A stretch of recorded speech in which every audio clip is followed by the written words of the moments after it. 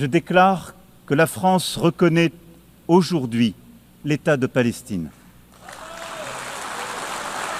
The 80th session of the United Nations General Assembly marked a historic milestone for the region. After decades of being the exception, over 10 Western states have finally joined more than 140 others in recognizing Palestine as a state. President Emmanuel Macron made his country's declaration during the French-Saudi summit at UNGA on Monday to revive the long-defunct two-state solution. Belgium, Malta, Monaco, and others followed.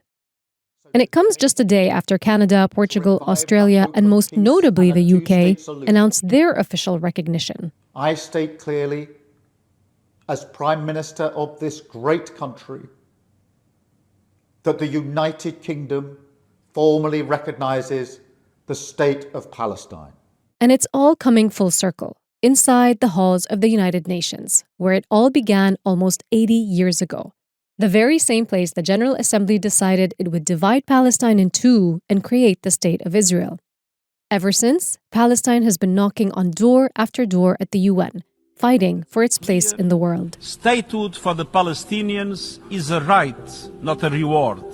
Could this be the moment Palestine has been waiting for? And if this is it, what does it sacrifice to get here? This is Beyond the Headlines, and I'm your guest host, Ban Barqawi. In this episode, we look at the trying journey of Palestine from its division to its overdue recognition, and we ask, what will it change anyway?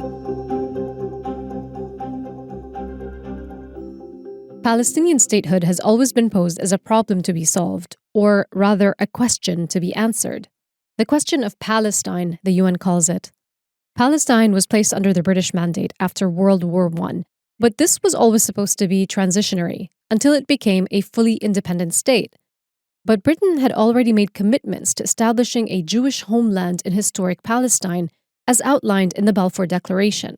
So instead, when it was giving up its mandate in 1947, it made Palestine the UN's problem.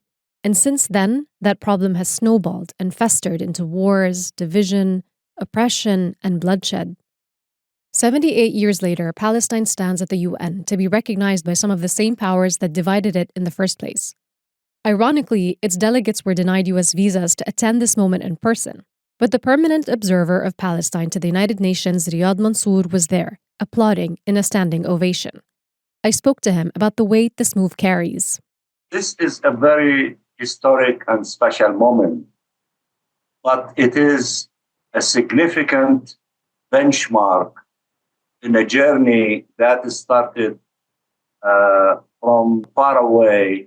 It's like a person traveling in the old days, taking the Silk Roads, passing through magnificent places. So it is a journey of that kind while we are continuing the march for freedom and independence for the Palestinian people. If we take it way back to the very first time in 1974 when PLO leader Yasser Arafat gave a speech at the UNGA, at the time he spoke of the Israeli aggressions, of dispossession, of national liberation, of the right of return of refugees. A lot of these things feel very familiar to us even today. How much has really changed since then?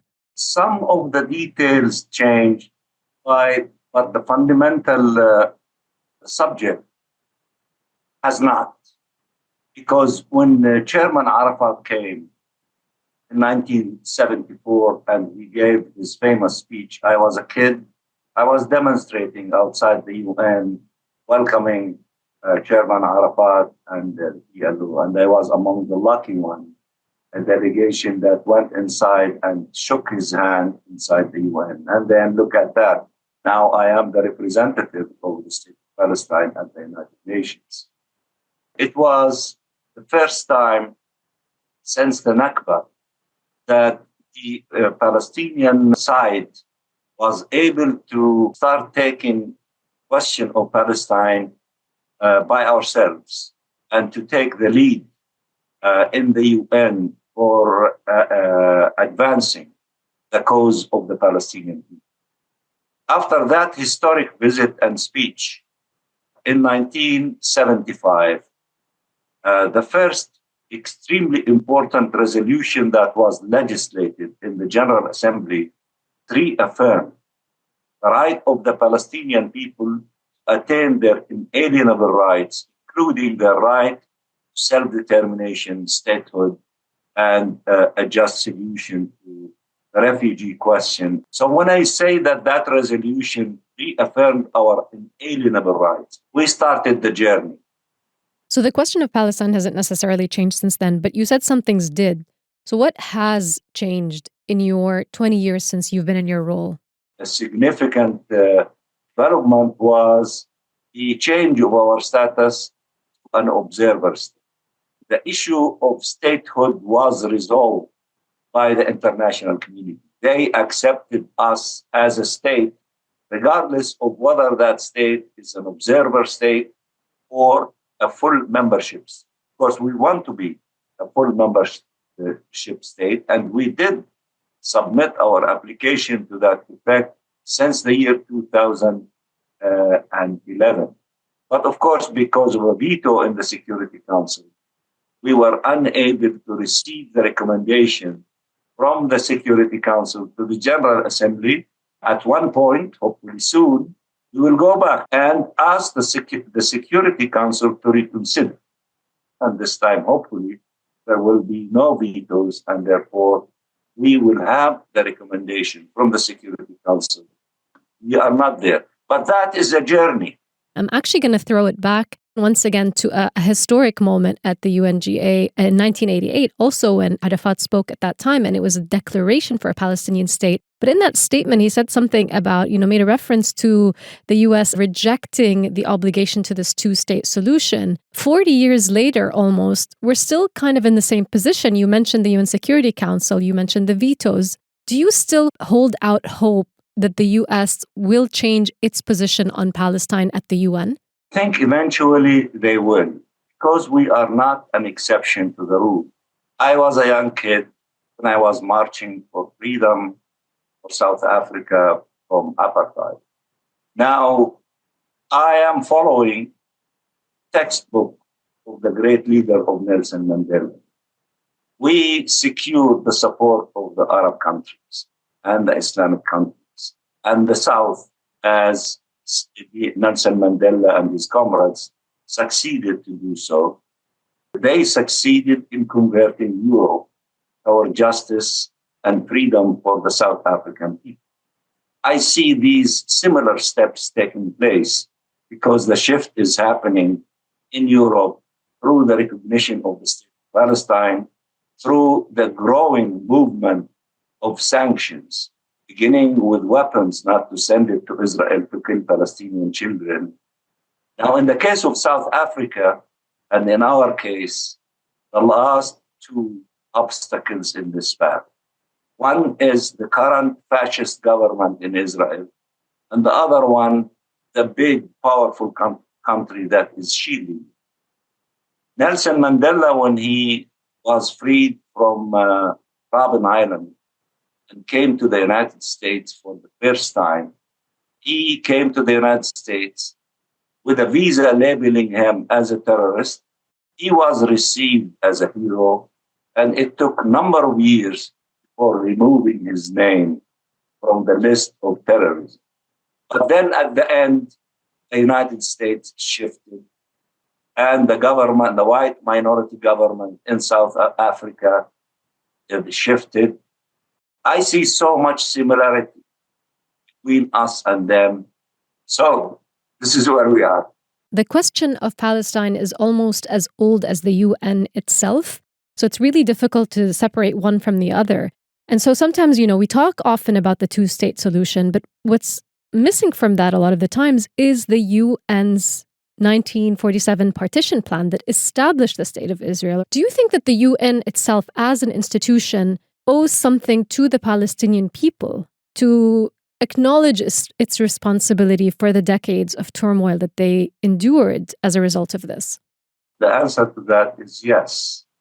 See, what happened in 1947 when England decided to terminate the mandate, instead of giving the people of Palestine, all of them, all who were citizens of the state of Palestine at that time, their self-determination to have independence and to sort out their issues and to build their state.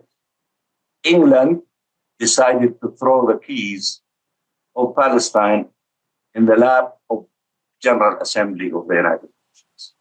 And the General Assembly and the UN, instead of throwing the keys back in the face of England, the UN got involved in our issue and proposed the partition plan of forming two states. So therefore we say, since the UN got involved in our case since its inception, more specifically since 1947, then the UN has to continue being involved in our case until it is resolved from all of its aspects. The UN has the obligation to complete that exercise so that the Palestinian people can exercise self-determination, including independence and statehood. And who knows, once we are equal, once we put an end to apartheid, once we don't have slaves and masters, occupiers and people living under occupation, no one can predict what will be the relationship between two states next to each other. So if the occupation is no more and freedom is our life and our statehood is guaranteed, then the limit is the sky for what we can do.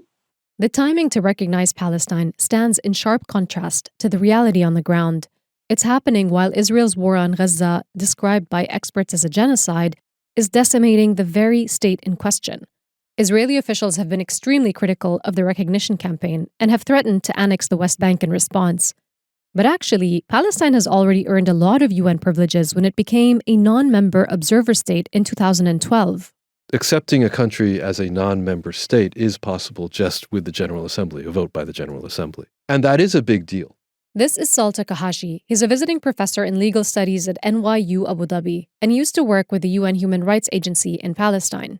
A non-member state does not have the right to vote, but they do have the right to participate in all the committees and participate in all the debates. But being recognized by a state means that Palestine now has the capacity to enter into international agreements, international treaties. So that led to Palestine becoming state party to the International Human Rights Conventions, many of them, and of course the statute of the International Criminal Court, and that is the big thing. And so on that note, what is the difference between a UN, like a full UN member state, and an observer state? What sort of privileges would Palestine be awarded if it were considered to be a member state like the other UN states? Well, really, I mean, it's just voting rights. That's really the main thing.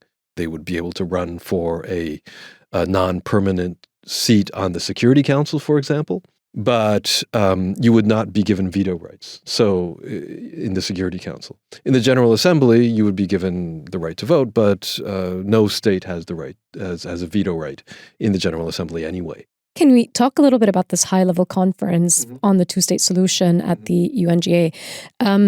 What is the significance of it really, and will it change anything in a practical sense? I think it's very important to stress that most of the Western countries that have announced that they're going to recognize Palestine, a lot of these recognitions are looking to be conditional.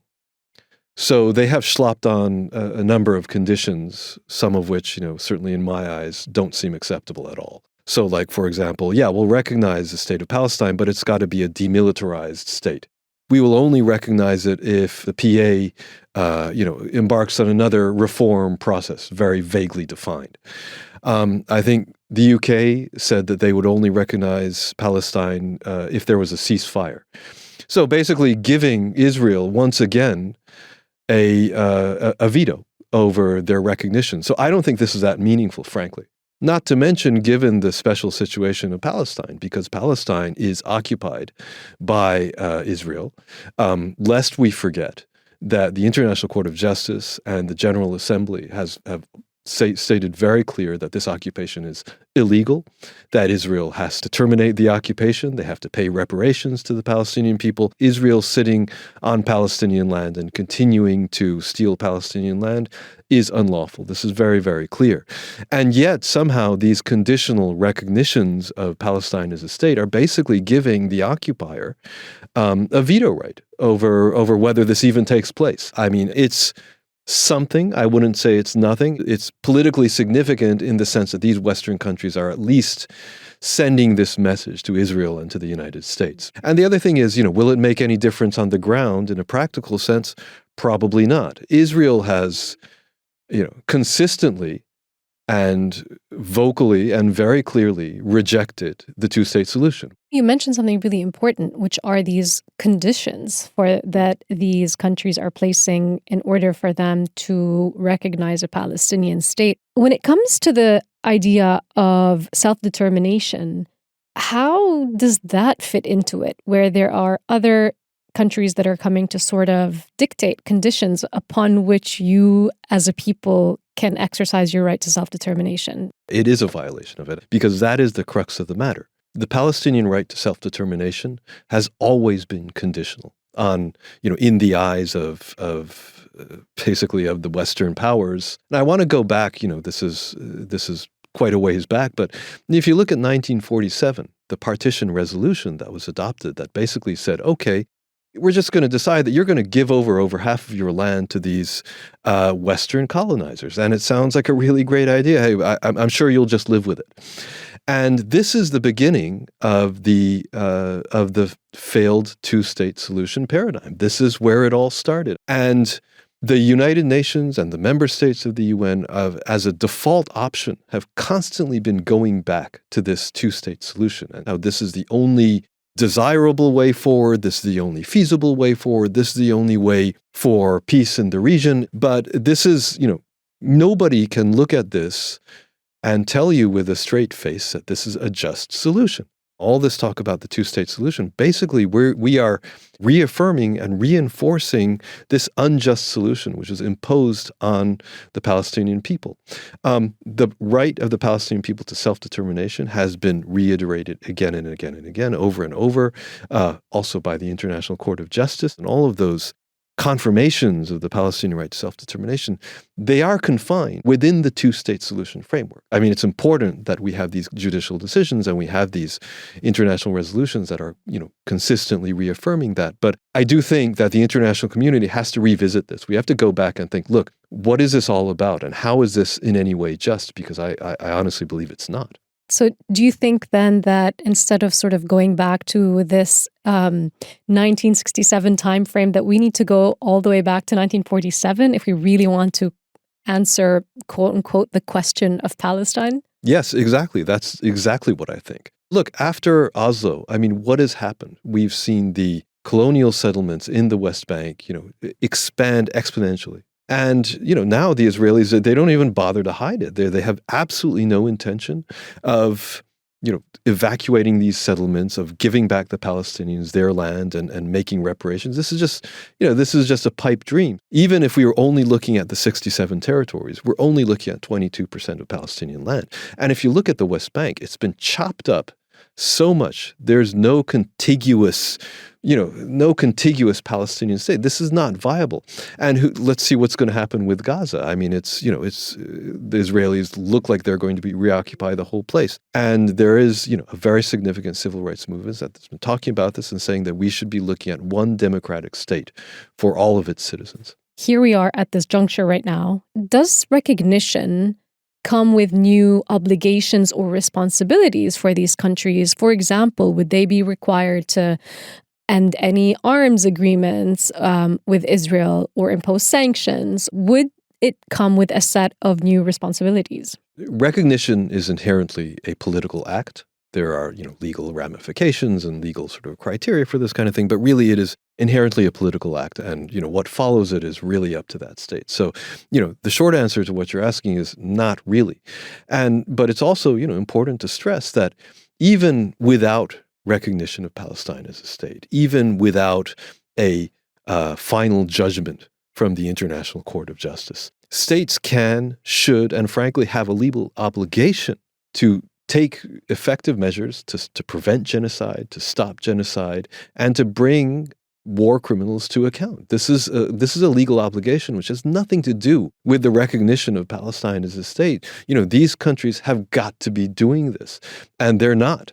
Genocide is the crime of all crimes, and all states in the international community have to stop it when they see it happening, and that's what we really need. But for Palestine as a state, even on a political level, does this sort of help it in its bid to hold Israel accountable in these world courts at the ICJ or ICC, for example? In theory, even if it's on a political level, does it facilitate these instruments of law for it to hold Israel to account? Again, I'm not saying that recognition of Palestine as a state is a bad thing. It's politically significant, and it will give even more political weight to the claims of the Palestinian people. So it's not inherently a bad thing. And I do hope that it will help Palestine in pursuing these claims, for sure. But, again, it's not something that we have to wait for the Palestinian government to do. All the other states of the world, the entire international community really has to step up and do the necessary. They have to take real measures to stop Israel from continuing on with this genocide. And that means, like what you mentioned, it means sanctions, it means expulsion from the UN and expulsion from other bodies. Well, if you look at South Africa, it got to the point where they weren't invited to the World Cup. They weren't invited to the Olympics. This was a big deal.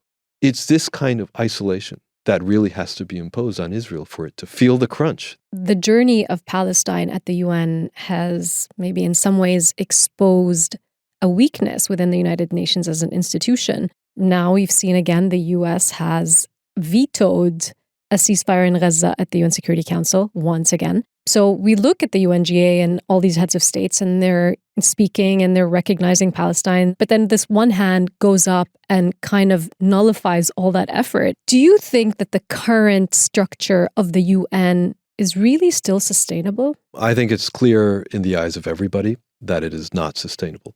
I mean, it never was. Nobody outside of representatives of the governments of the permanent 5 member states of the Security Council. Nobody, I was like, literally nobody can say with a straight face that this is a just system, that it represents the current international, the current state of affairs, of geopolitics, and that it should remain this way. Nobody. It's an institutional problem because to make any kind of revisions, any kind of changes to the structure of the Security Council or anything fundamental in the UN, it has to go through the Security Council. And no country is going to do this. No country is going to, vote against their own interests. We've been through this before. There was a lot of debate, I think it was around 2006, 2007, I remember, about reforming the Security Council, increasing the permanent membership, et cetera, et cetera. And in the end, it went nowhere. And, you look at the diplomats dressed up all very nicely in very expensive suits in these, nice hallways in New York and Geneva, while they're sitting there believing that everything is going to be fine, everything's going to remain the way it is, they're going to retain their privileged position, and everything's going to be fine. And the rest of the world, well, there's, why don't they just eat cake? I mean, what's the big deal? And something's going to break here. Something's really going to fall apart. And maybe that's not a bad thing. That's it for Beyond the Headlines. Follow the National's live reporting from UNGA on thenationalnews.com. This episode was produced and hosted by me, Ban Barqawi. It was audio engineered by Arthur Edison, and Duha Farid is our editor. Thank you for listening.